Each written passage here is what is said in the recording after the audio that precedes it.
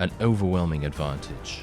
Hello and welcome back to the Ronin, and I just gotta say, I personally am not entirely sure what my recruiter is doing. Now, obviously we employed him a number of episodes ago, and I was very much hoping to see some results from him by now. Unfortunately, that has not happened, so I just received a status update.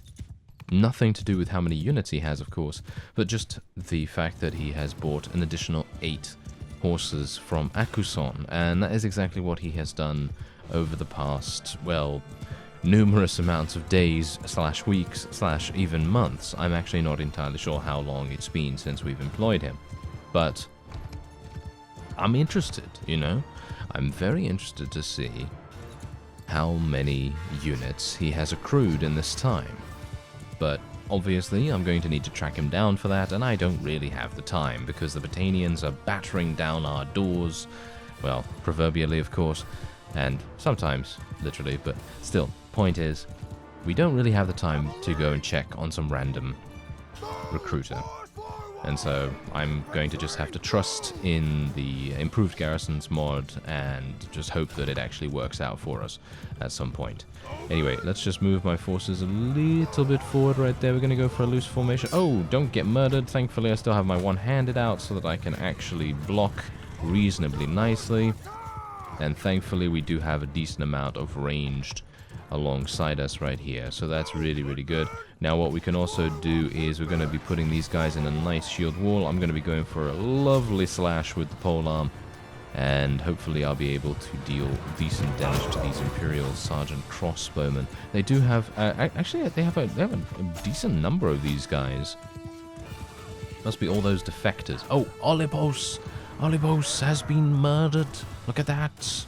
And I've said the M word now, so we might very well have a death on our hands. Nolden the Falcon has fallen in this battle already, so I'm a little bit worried, suffice it to say.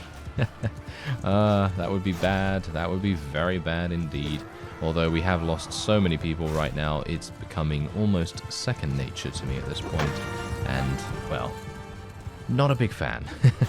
Not a big fan of that, but it does keep it very dynamic. I like that quite a bit. I love dynamic gameplay. Anytime you hear me play a new game or something like that, and I'll rave about how organic the gameplay progresses or whatever the case may be, then, you know, that dynamicism really it's really quite exciting to play like that, because you never know what's going to happen. And that's exactly what's going on here. Obviously, the developers of Bannerlord have added the ability to disable death, and I think that's very nice because, you know, some people may not want to play with the death mechanic because, you know, they may want a more regular warband experience, and that's all very well and good. I think that's great, you know. There should always be customization, because you never know. Some person, you know, person A might enjoy a certain way of playing more than person B, and so on and so forth. So, yeah, it's always nice to add additional things. Oh, I almost died. No, we do not like that, thank you. Ah, I really wanted to murder that guy. Thankfully, no one's behind me, so I don't have to worry too much about being slaughtered. Thank you. I'm just going to tell these guys to charge in now. I'm going to tell the archers to charge in now as well, and I'm hopeful that I will not get slaughtered by another polearm user, because that happened pretty harshly. I really do not want to die. That is basically going to be like a thing that I try to improve upon as well, because let's face it, playing Bannerlord for me, and indeed playing Mount and Blade in general, is a continuous state of trying to improve. And that's the thing. I'm not trying to be the best that there ever was, you know, and to catch them is my real test and so on. But yeah, I'm not trying to do that.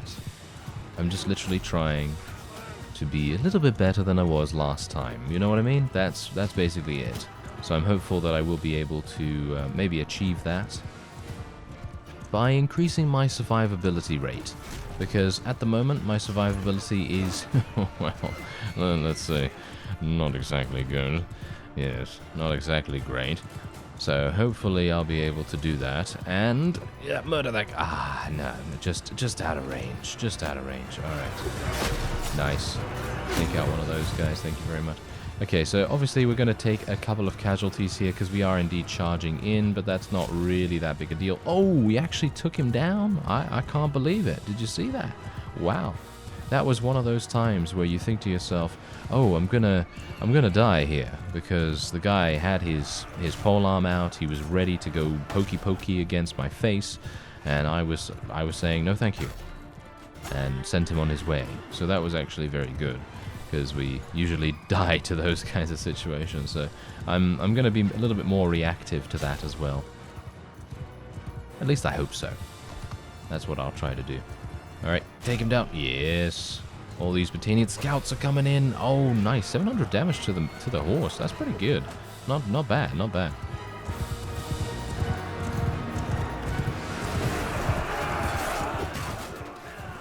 I can rarely use my polearm in such a situation here. There are just so many units tightly packed in a small area that it's very difficult to do that, especially when they're up against the tree line, because trees are obviously going to form a relatively natural barrier to my polearm, and it's going to be very difficult to swing it. Like that, for example. Swinging that against the hill. Yeah, that's great. Alright, but I believe that is indeed a victory for us. Very nice indeed. We lost a grand total of 62 units, which I gotta say, I feel like that's alright, because there were 600 units of the Battanians in this particular encounter, and, well, I think that that's good. You know, anytime we can kill an army that has more than 500 units, I'm pretty happy with that, to be fair. Alright, so I'm going to be taking the loot, because we are doing pretty nicely in terms of capacity at the moment. I do have to keep on top of that. In other words, I do have to, you know, keep an eye on the amount of cows and sheep and so on that we have in our inventory, because that usually makes a difference quite a lot, because those particular supplies are pretty heavy. They are pretty heavy. Anyway, let's see if I can maybe catch up. 4.2 I'm moving at, and she's moving at 4.3, so it is not gonna happen. Yeah, that's kind of a shame. Really wanted to try and take Lycaron here as well. Now bear in mind that I've been doing even more battling and even more taking of things off screen, because there's just so much of it to be done. I can't possibly fit all of it into one episode. I mean, look at this. We're literally consistently doing something to try and battle against the Battanians, and it's pretty harsh. I gotta say, it's pretty harsh. Now, I didn't actually show you the diplomacy screen in the previous episode, so you can see here, this is what's currently going on. Look at the casualties inflicted on both sides. It is absolutely insane, the amount of people that have lost their lives in this conflict. It's just really kind of insane. Okay, so otherwise, the Battanians have increased their total strength to 14,000. They were down to 12,300, I believe, but they are very fast. There's not much I can do about it, unfortunately, but they are extremely fast in getting their units back. And we're doing all right. We're doing all right, but I think most of this is actually due to my garrisons. I don't think this is actually due to anything that my vassals are doing, or technically they're not even my vassals, but my fellow vassals. And yeah, that actually brings me to the next point. Someone asked if I'm going to make my own faction. That's the thing. Generally, this series is all surrounding the Tetsujin faction, and I wanted to try and help them because they are obviously a custom faction that has been added by a mod, and I absolutely love it. I feel like the mod creators of this are fantastic. I feel like their seamless integration of the faction has been very successful, and you can quite clearly tell that the Tetsujin are not dramatically overpowered. It could be very easy to make an overpowered faction, but look at what's going on here. I feel like if I had not helped the Tetsujin to get where they are right now, I think they probably would have been eliminated already. I don't think that they are exceptionally powerful, you know, going up against the standard sort of like vanilla classic factions. They're not going to completely steamroll them. Like, yes, okay, maybe one army of 100 against one army of 100 of the opponent, whoever that may be, obviously dependent on army composition, dependent on, you know, what kind of units, what tier, etc. That kind of thing is obviously going to make more of a difference.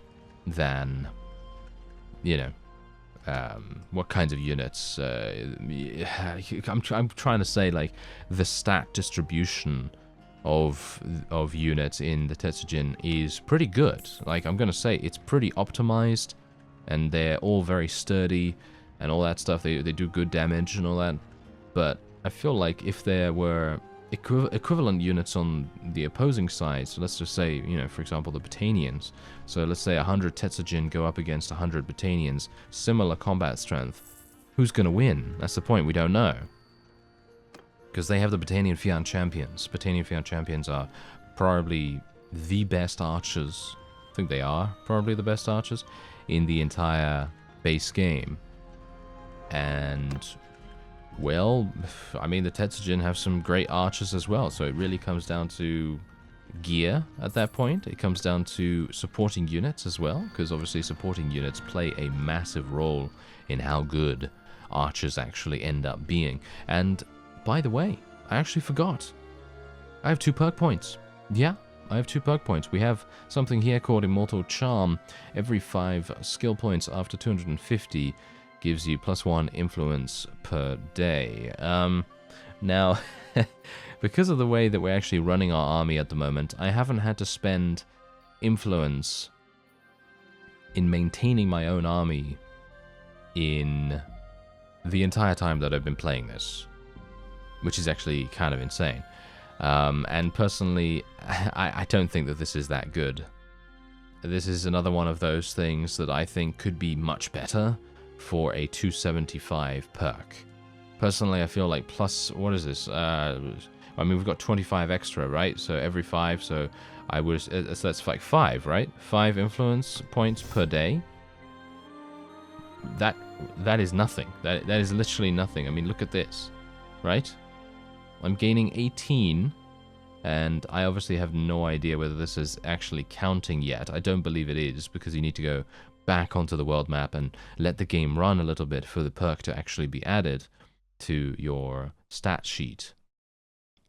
But generally, another 5 added onto this. Does that really matter? No, not really, right? Personally, what I'd like to see this changed into is something that improves your ability to persuade vassals. And as I said before, maybe having an ability to talk to people multiple times in your persuasion attempts. Maybe something like that. I personally don't think that should be the ultimate perk, but I think that that would probably be better than this, in my opinion. Anyway, we now have crossbows. Double the interrupt threshold when the character is reloading. Troops under your command has double interrupt threshold while reloading. That's pretty decent. And equipped crossbows do not slow you down. So that's obviously, if we want to move faster, that's pretty good, I gotta say. I feel like that's actually pretty good. But I'm not entirely sure about it at the moment. I think double the interrupt threshold. Yeah, I'm not really getting shot that much. So I'm actually going to take loose and move. And equipped crossbows do not slow you down. I think that's pretty good. I think that could be quite powerful, dependent on how you use it. So yeah, going to look forward to seeing how that goes in the next siege. Speaking of the next siege, I was actually hoping to go into the siege here if we can get the walls down, because obviously I'm still aiming to get to 175 crossbows. Alright, so here we go. We're going into the siege at Lycaron, and I have my crossbow at the ready. So let's see if I can maybe snipe a couple of people. I'm not seeing anyone right now, actually. That guy? Is that a person behind there? Do you see that? I don't think so. I don't think that's actually a person. Wouldn't mind sniping Mr. Double Eyebrows again. That would be quite fun. But I don't think that is going to happen. Maybe we can get that. Oh, really hoped that would... really hope that would actually be a hit right there, but oh well, never mind. Whoa, I'm actually moving really fast. Look at that. I'm actually moving pretty fast. That's pretty nice. I like it. Alright, yeah, so equipped crossbows do not slow you down. I mean, I'm obviously... That's the thing. I don't actually know how heavy my crossbow is, because if I knew that in value terms, then I probably would have been able to make a more informed decision about my particular skill that I wanted to take. But oh well, never mind. I guess it's not really that big a deal at the end of the day. Because personally, if I'm going to be attacked, if I'm going to get shot, or if I'm going to take melee damage while I'm reloading, because the other thing was obviously, you know, have some kind of damage, absorption sort of thing, you know, sort of like ignore pain sort of effect going on right there to make it so that you can, you know, reload without being interrupted. But generally, the only thing that you need to do, now here's the thing with crossbows, right? If you don't know this already, then, well, this is going to be interesting to you, but if you do know it, then, well, this is going to be something that you already know.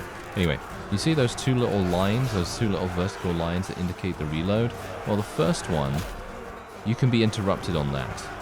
That's the only one that you can be interrupted on. And then the next one, as far as I am aware, it will continue even if you move as well. Because the first one, obviously, you're not going to be able to move with that having reloaded. So, for example, look, if I move right there when it goes to reload, boom, it interrupts it, right? So I assume it's relatively similar to when you actually get shot. So if you get shot, then you have a chance, dependent on your armor values, to be able to ignore the interrupt as a result of the enemy's attack on you. However, if you let it go, you know, if you're like lucky enough, or if you're just, you know, careful enough to get behind cover or anything like that, then you don't actually even have to worry about that, and you can just go to the second one, and boom, look at that. Now I can move. As soon as it gets to the second vertical line, then I can move. And because we have that new perk, basically crossbow's not slowing me down. Look at how fast I'm actually able to move with this thing. It's actually kind of crazy. I'm not too sure whether I was able to move this fast before. And look at this. That is my moving speed with my crossbow ready. Pretty good. I feel like that's quite nice, because I might be able to even dodge just that much more effectively. Obviously, dodging was not really in my repertoire to begin with, because, well, it's me. But still, not bad. Not bad. Alright, so Lycaron has fallen, and that is pretty good, I gotta say. That's pretty good. So what we're gonna do now is we're gonna move on. And I don't really care about it too much. I'm just basically going to move on, try and attack someone nearby here. I've got to just take a quick look at their speeds. These guys are moving at 4.7. You see how dramatically different each of these people are? They all have very different speeds. 4.5, 4.9, and this guy has literally like a smaller army than this one, but he's faster. Look at that. That guy with the bigger army is faster. That's actually kind of funny.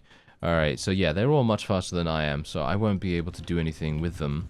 However, this guy has made a fatal error. He has moved into a situation where I might be able to get him. Yeah, there you go. That's really nice as well. Anytime the Bannerlord AI moves towards a piece of geometry, or, you know, some kind of cliff or mountain or something like that, even water can do the business a little bit, then you're going to be able to trap them against that and it's like a rock and a hard place kind of situation for them, and then they have to make a rather brutal decision whether to attack us or not. They obviously have no choice in the matter, though, hilariously enough. Okay, so we're going to be... really? You're not going to give it to me, sir? Really? Okay, well, I'll give it to Hanzo then, I guess. I mean, it's not really my choice. I mean, even if I was the leader of the Tetsujin, I don't think I'd even have a choice at this point. So, yeah, there's also that. Anyway, I'm going to go to my favorite. I'm going to go to my favorite fief ever, which is Sestadime Castle, hilariously enough. This has a lot of memories for me. So that's the reason why I call it my favorite. It's not my favorite because of the layout or anything like that. It's just because of nostalgia. Because this is indeed the place where I created Byron the Khuzait Khanate faction back in the day. And we had a lot of fun here. So let's see if they're actually going to give us a similar experience to what the Southern Empire gave us back then. Well, unfortunately, they did not put up much of a fight. There were not many vassals wanting to come and defend Sestadime Castle, and, well, I gotta say, I actually feel like this stage of the game is a little bit difficult for me, because on the one hand, I very much enjoy going into all kinds of different battles, situations, and scenarios, and things like that, and I like seeing how the opponent handles all of those situations as well. However, I'm actually ending up spending more time off-screen than I am spending on-screen. And that's... I never really like doing that, mainly because I really like to show everything that goes on.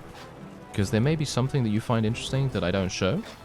Mainly because I think to myself, oh, you know, that's probably something that they're not going to find, you know, particularly riveting. Because, let's face it, at this point, what is there?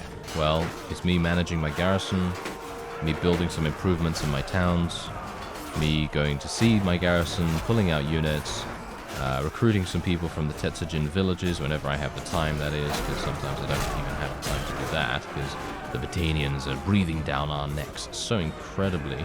I'm actually, you know what I'm really surprised about? The Battanians not declaring peace.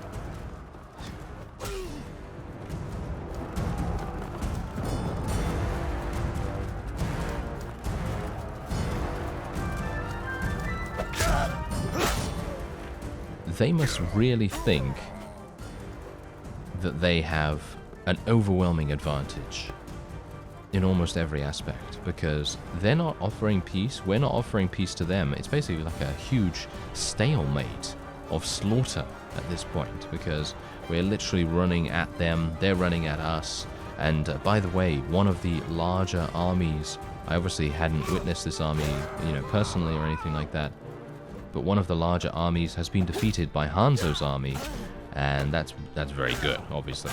Anytime we can remove another army from the battle is a good day, you know, that is a good day.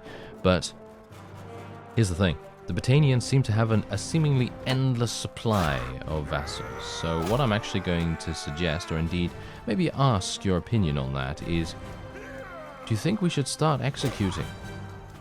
Because at this point, I'm not entirely sure what to do. We've tried a little bit of diplomacy. We've tried speaking to them. We've tried giving them almost, you know, 6.2 million gold in barters. And that does not seem to be working. No, they don't seem to be too open to that, because let's face it, every single one of their vassals more than likely has a large amount of territory. And there's the thing. They have a large amount of territory because, again, the Battanians have a massive amount of territory. There's not really much I can do about that. That is just literally fact. And it's highly unlikely that any of these vassals are going to be running around without any land to their name. It makes no sense whatsoever to assume that that would be the case. Because, I mean, you've seen their territory. It's immense. Absolutely immense. So any vassal that's going to be joining them more than likely is going to have some kind of fief, even if it's just one. And that is going to make it infinitely more difficult for me to try and persuade them to join us. That's the kind of thing I'm up against right here. And obviously we have to do our own capturing and stuff like that, because it feels to me like I'm basically the only one really doing anything here. And yeah, you can see here, there's Arakan. Oh, look at that. He's actually got a massive army. What? Okay, I had no idea. I actually thought that our allies were running around with basically nothing and were not really contributing that much to the war effort, but they apparently are. Well, that's good. That's very good. That's good to know. Wow. Okay. Well, I guess, you know, I stand corrected then. I stand corrected. Okay, so what we're going to do is we're just going to head on over to Thoros Castle real quick, because I'm going to do an auto-resolve here. Nothing really that special about it. We're just going to go and build a bunch of trebuchets. Going to build these things as well, because I'm not going to be able to get the walls down. I'm going to aim for about 120 or so units. Oh, hello there. There's an army. This army is going to be moving slower than me. Yes, they indeed are. Okay, this is perfect. So what I'm going to do is I'm just going to go straight in against them before they're able to gather more units.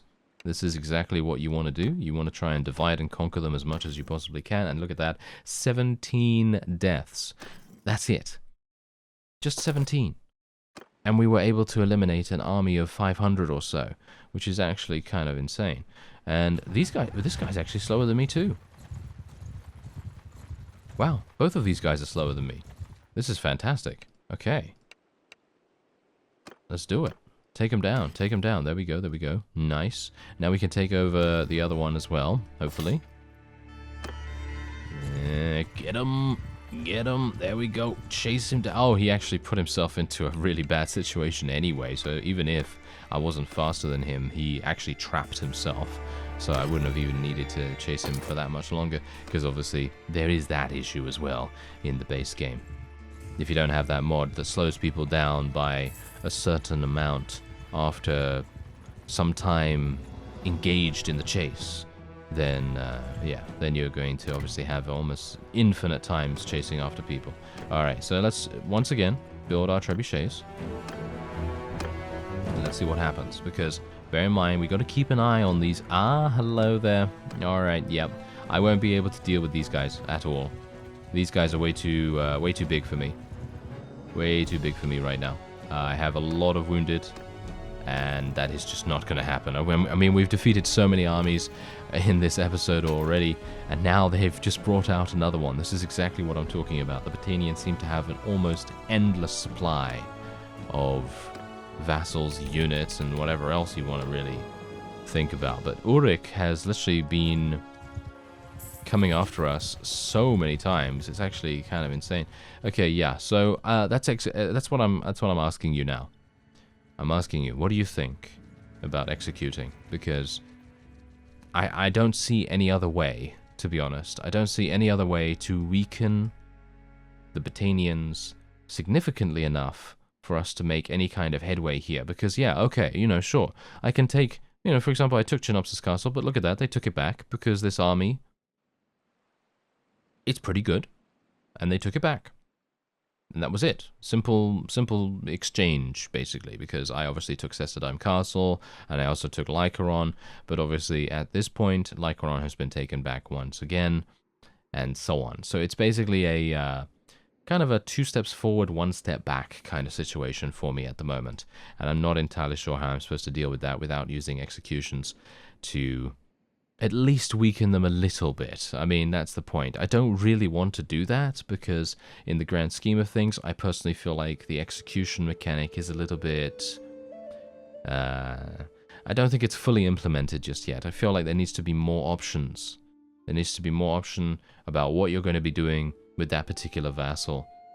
And also the imprisonment thing as well. I think someone actually did mention in the comments very recently that you were having difficulties with vassals, you know, basically like making it very difficult for you to pin them down, and they were escaping in no time whatsoever, and so you had to change a couple of settings around, and now it's much better because they're able, you know, they're actually staying in your prisoner's hold for a pretty decent amount of time. Anyway, I'm not going to prattle on for that much longer. I'm going to be ending this episode off here, and let me know what you think about the whole execution idea, because I'm thinking that that might be the only way that we're able to really push forward here, because otherwise they're just going to continue running around with these large armies, taking things back when we've just taken them, and I can't really do much more than what I'm already doing, can I?